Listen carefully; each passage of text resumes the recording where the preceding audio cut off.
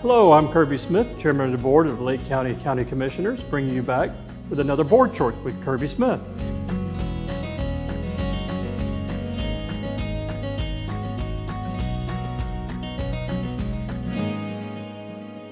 And I'm sitting with Ely Bowegas, and we're here in the beautiful Lake County Museum of Arts. Hello there, Ely. Hi there, how are you? I'm doing fantastic.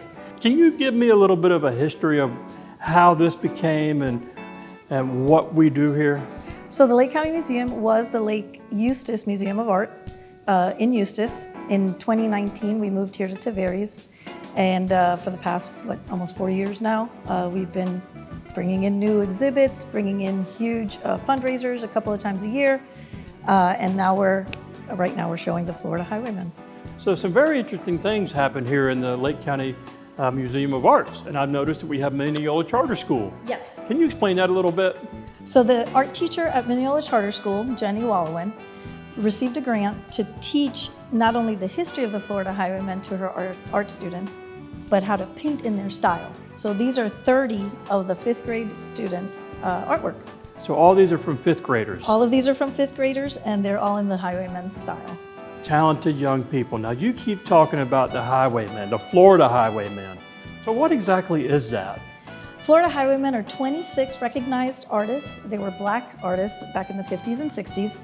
And at that time, they weren't allowed to exhibit in galleries or museums.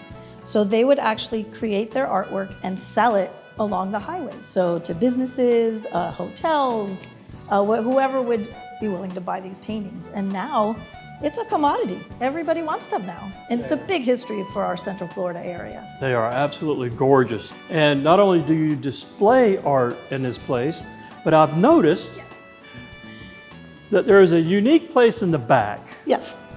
Can you explain to me what's going on back here? So this is our classroom side.